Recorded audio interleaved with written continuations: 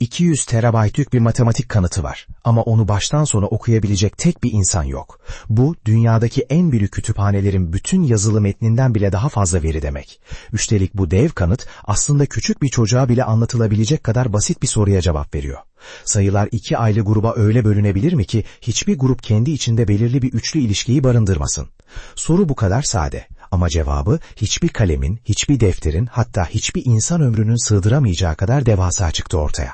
Yüzlerce işlemci aynı anda günlerce çalıştı. Sadece bu tek soruyu kapatabilmek için. Sonuçta ortaya çıkan şey bir kanıt değil, neredeyse bir kıtanın verisiydi. Basılsa gökdelenler boyu sayfa yığınına dönüşürdü. Hiçbir matematikçi onu satır satır kontrol edemedi. Sadece başka makinelere güvenerek doğru olduğunu kabul ettiler. Bazı matematikçiler ona bugün bile tam güvenmiyor.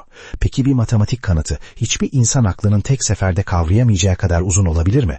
Ve eğer olabiliyorsa bunu yine de gerçek bir kanıt saymak doğru mu? Örneğin sonlu basit grupların sınıflandırılması adlı kanıt 10.000'den fazla sayfaya yayılıyor.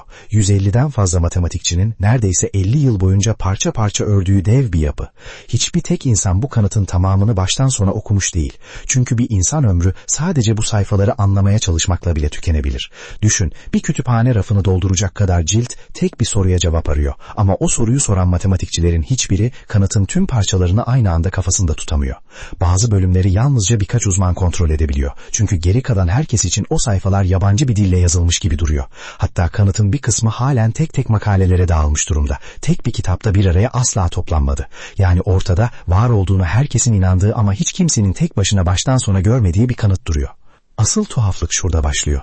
1980 yılında matematikçiler bu kanıtı bitmiş ilan etti. Hatta kutlama bile yaptılar. Ama 3 yıl sonra ortada bir açık bulundu. Sayfaların arasında kimsenin fark etmediği bir boşluk. O boşluğu kapatmak için yeni bir ek yazmaları gerekti. 500 sayfalar uzun bir ek ve bu ek ancak 10 yıllar sonra tamamlanabildi. Yani dünya gerçekte tamamlanmamış bir kanıtı yıllarca tamamlanmış sanarak yaşadı. Peki bu nasıl mümkün oldu? Çünkü kanıt tek bir insanın kafasına sığmıyor. 100'den fazla matematikçi kendi uzmanlık alanındaki birkaç yüz sayfayı yazdı. Sonra bir sonrakine devretti. Tıpkı bir bayrak yarışı gibi. Ama koşucuların hiçbiri tüm pisti görmedi. Aralarındaki bağlantıyı baştan sona kontrol edecek tek bir göz yok. Üstelik bu tek seferlik bir olay da değildi. Yıllar içinde başka küçük boşluklar da ortaya çıktı. Her biri sessizce elemandı, çoğu zaman haber bile olmadı. Bugün bile kanıtı doğrulamak için tek başına oturup okuyan kimse yok. Bunun yerine küçük bir ekip parça parça yıllarca çalışıyor. Kanıtın büyük resmine herkes güveniyor ama en ince ayrıntısına kimse tam olarak güvenmiyor. Bu güvensizliğin bir nedeni var. Kanıt tek bir kişinin kafasında doğmuyor. Onlarca matematikçinin ayrı ayrı ördüğü parçalardan oluşuyor. Her biri kendi bölümünü bitiriyor, komşusunun bölümüne güveniyor. Zincirin tamamını kimse baştan sona kendi gözüyle görmüyor.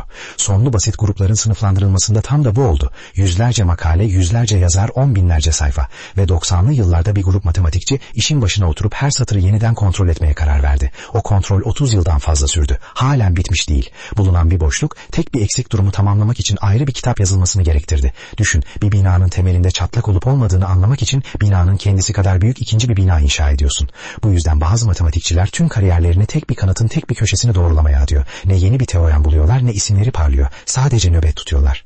30 yılı aşkın süredir bu nöbet devam ediyor. Çünkü kanıtın tamamını baştan sona okuyan tek bir insan bugün bile yok. 10 binlerce sayfa, yüzlerce yazar, düzinelerce dergi. Hepsi birbirine güvenerek ayakta duruyor. Tıpkı hiçbirinin tamamını okumadığı uzun bir sözleşmeye imza atan insanlar gibi. Peki ya bir köşede kimsenin fark etmediği tek bir satır yanlışsa? O zaman koca yapı kimse haberdar olmadan yıllarca çürük bir temel üzerinde durmuş olabilir. Ve bunu ancak başka bir kanıt çöktüğünde yıllar sonra anlarız.